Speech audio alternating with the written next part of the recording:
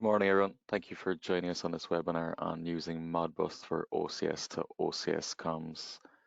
Um, the presentation itself is roughly about 19 or so minutes. We'll fly through that, and if you have any questions, just feel free to put them in, and I'll get to them at the end. Okay, let's get going.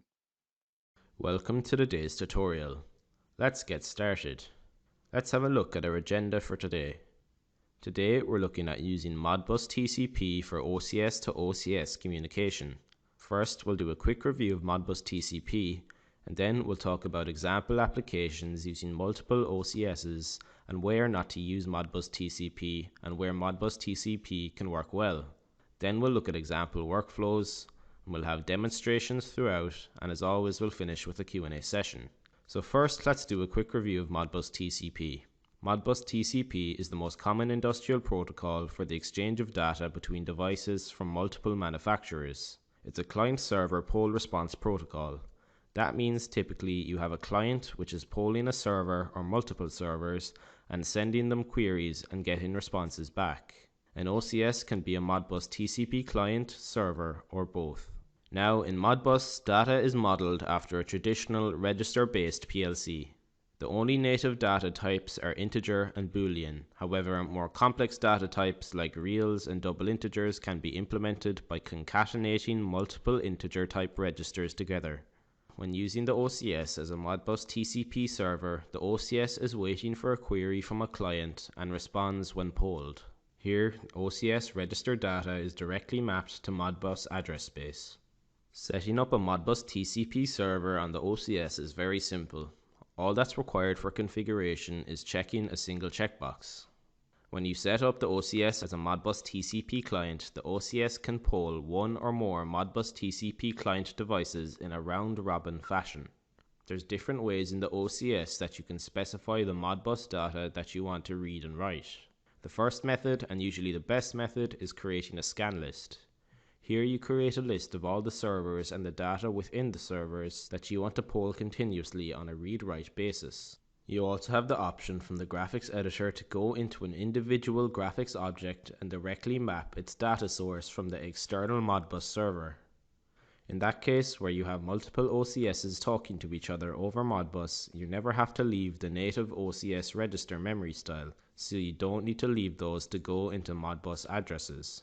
Now let's look at example applications where you could use more than one OCS. Let's start with distributed control. That's an application where you're breaking up the control task in an application between multiple controllers. An example we've used before for Ethernet global data is shown on the right, where we have an assembly line with individual assembly carts, each controlled by an XL4, and there are multiple carts. These carts are being coordinated with a single coordinating unit, which is an XL7 in this case. And in this case, you have lots of units that need to exchange data. A poll response type protocol is not a great choice here, and could result in lengthy update intervals. Here, a protocol that supports multicast, where one device can send a single message that's received by multiple other units, would function better in this example. So in this case, you would not use Modbus TCP. Now let's talk about an application where Modbus TCP does work well. Here is an example where you have a system where you want multiple operator stations. Though you may have a single controller that's controlling your machine, it would be convenient to have multiple locations where the machine can be monitored or controlled from. In this example, Modbus TCP can be a great choice for a number of reasons. First, update times of greater than 1 second are still appropriate for operator interface applications, even though in our demonstration that will be much faster than 1 second. Another reason is that Modbus data is inherently read-write, allowing multiple interfaces to read and write the same data, so it's not one-directional. Now let's talk about the workflow for implementing multiple operator stations in an application. So in our application example, one controller is being used as the primary machine controller, so all the ladder logic and I/O control is being done from the primary controller. The second and third OCSs are acting strictly as secondary user interfaces. They're not performing any of the control or driving any of the I/O in the application. One way to set up this application is an approach where you use two different Cscape files, with one file running on the primary controller that's doing the control and the other file running in the secondary controllers. This is our workflow for this method. First, we'll complete the application in the primary controller in terms of control and user interface and everything we would normally do if we only had one OCS in the application. We'll also make sure the primary controller is configured as a Modbus TCP server or slave, because all the other OCSs will be accessing the primary controller.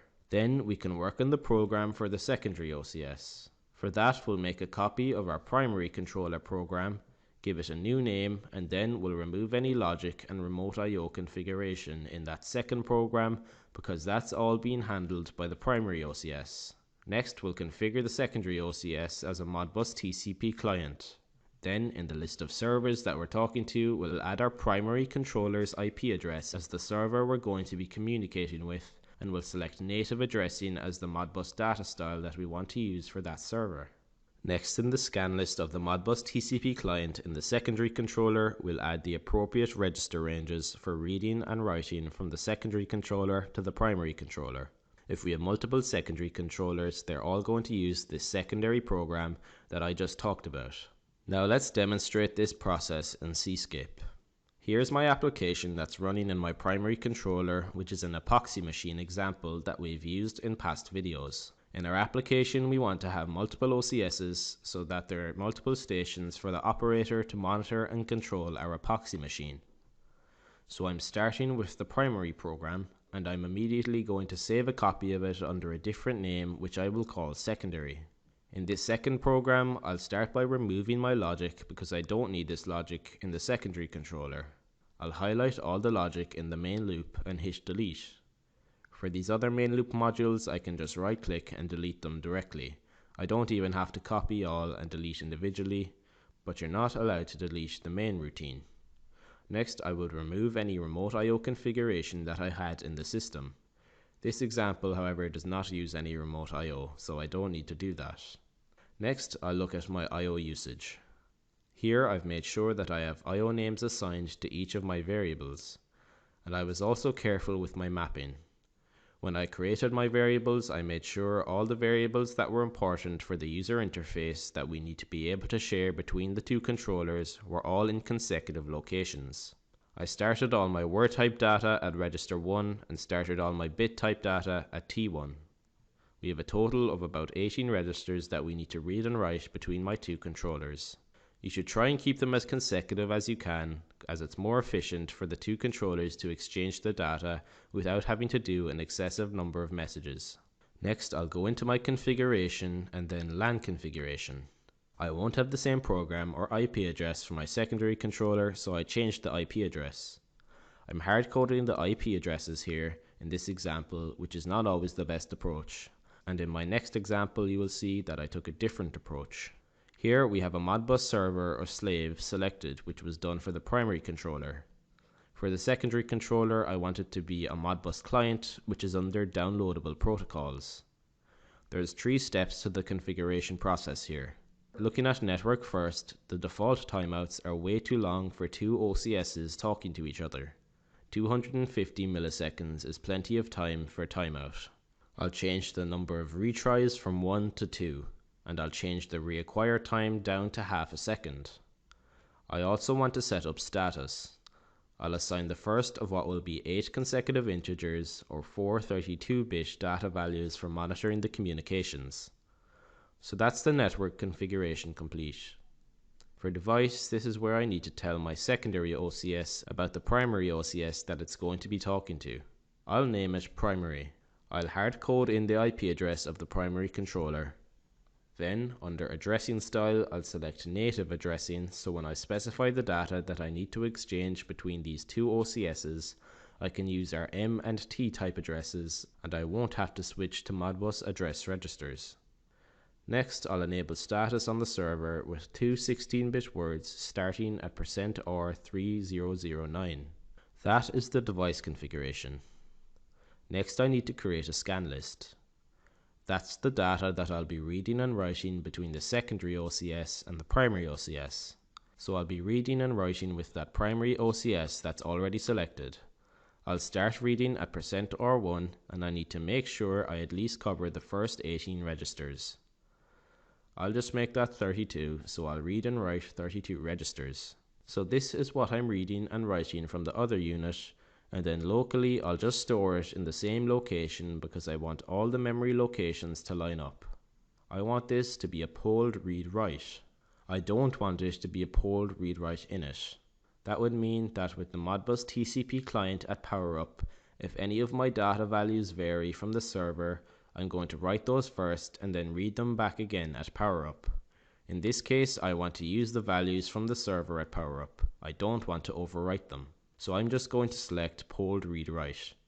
I'll do the same thing for my T bits, and I would do the same thing with M bits, but I don't have any M bits in this case.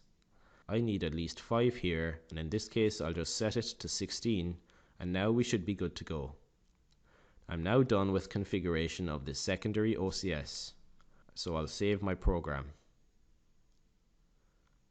Now let's talk about our next example. Here we'll accomplish the same thing, except this time we're only using one program running in both units, so we don't have a separate program for the primary controller and the secondary controller. A caveat or exception here is if you are using remote I/O in this application, this approach we are about to look at probably won't work because you can't have both units configured for the same remote I/O fighting over who's in control. First, we'll start out again by configuring the application in the primary controller, configuring the logic and screens, I/O, etc. Next, because we have one program running in 2 different functional units, we need to add in our program a flag that can be controlled from the screen at setup time to tell the unit whether it's acting as the primary controller in the application or as the secondary controller. This example is going to be in variable-based logic. You could do it in register-based logic also. In variable-based logic, when we edit our variables, we use the program variable window and we'll add an array of variables. One set of array of variables for M bits, another for T bits, and another set for R bits. Remember, M's are retentive bits internal, T's are non-retentive bits internal, and R's are internal retentive word type variables. Remember, in variable-based advanced ladder, you don't have to go in and manually map internal M, T, and R locations to your variables. However, in this case, for any variables that are on the screen that we want to be able to control remotely with that secondary OCS, we need to map those individual variables to particular M, T, and R bits so that they can be communicated with outside of the unit. Next, we'll enable both Modbus TCP server as well as Modbus TCP client. Since we have the same program being used by 2 units, one will act as a server and one will act as a client. The server configuration is just checking a box. With Modbus TCP client, you can disable the protocol on the fly. So when setting up Modbus TCP client first, we'll use that primary flag we created as a bit that will allow us to disable Modbus TCP client if we happen to be the primary OCS, because the primary OCS is strictly acting as the server. Next, in our device configuration, we'll add our primary unit in and set it for native addressing. Then in our scan list, we'll use those arrayed variables we created for M's, T's, and R's for reading and writing data, and we'll use the read-write init type. The next step is to create a jump function that will allow the secondary controller to not execute any of the ladder logic. Then we'll load our program onto both OCS's, and any additional units would use the same program with the primary flag set to off. Now let's demonstrate this process in Cscape. Here is my application. From a logic standpoint, it looks the same as the other example, except there's no references to T's or R's, for instance, since we're using variable-based advanced ladder. So the first thing we have to do is add that primary flag from the screen somewhere, so somebody who's setting up the machine can configure each unit to be either the primary or the secondary controller. So what I've done in this case is I've created a new screen where I can set the primary flag here with this text table. In this text table, the operator can select between the primary controller and the secondary controller. So that's our flag. Because of the fact that each unit could potentially be used for either the primary or the secondary, we have to have a way of configuring our own IP address as well as the IP address of the other screen that we're talking to. So I had to add that as well. Next, let's go into the Ethernet configuration. Here's where I added a variable for setting the IP address, so it's not hard-coded. Here's my checkbox for Modbus server. Then down here, I've added Modbus client. Let's look at the configuration. Going into network, my retries again are set to 2. My timeouts are 250 milliseconds and we have a reacquire time of half a second. The main difference here is my primary flag is being used as a disable bit, meaning if I'm the primary controller running this application, I'll disable Modbus TCP client altogether. As you can see, I also have status enabled. For device, this time the IP address is a variable and not hard-coded. We also selected native addressing, and we also decided to set up status. In our scan list, we're using arrayed variables tied to T bits, M bits, and R bits. So in the OCS controller that we're talking to, which is the primary controller in this case, we're reading %T1 to 32 and copying it into this local array variable that runs Modbus T0 through 31. And here we'll use polled read write. We'll do the same things for the M's and R's, which I will configure quickly now.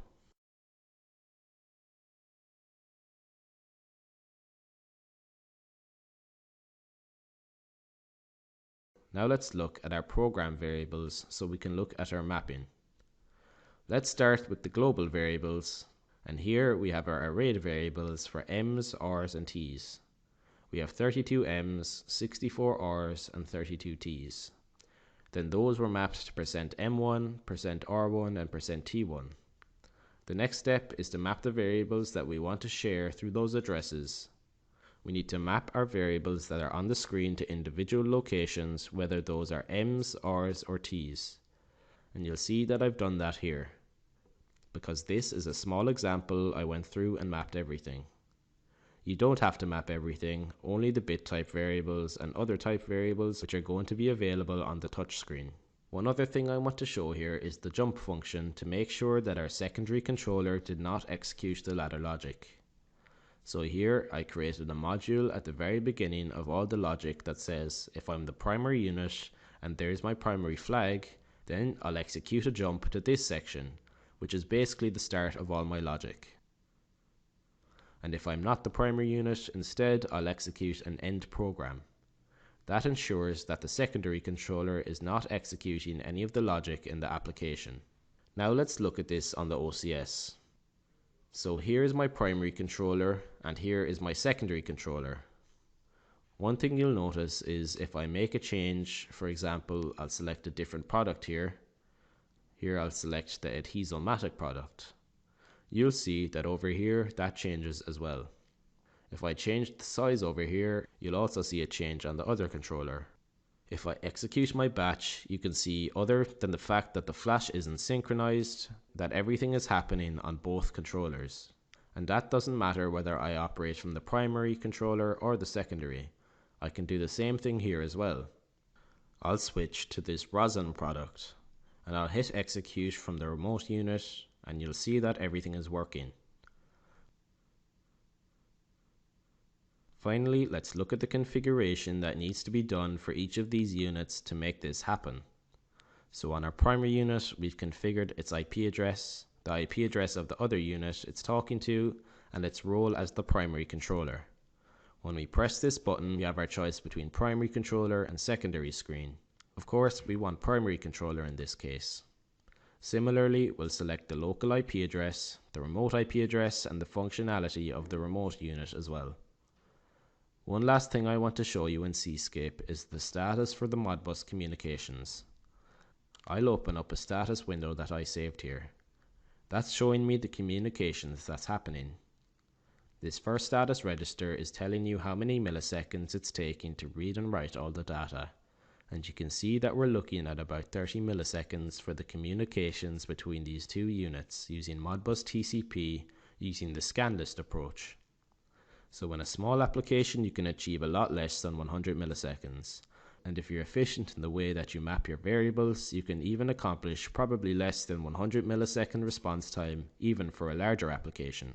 So that concludes our demonstration for today. Thank you for joining me for today's tutorial, and the Q&A session will begin shortly.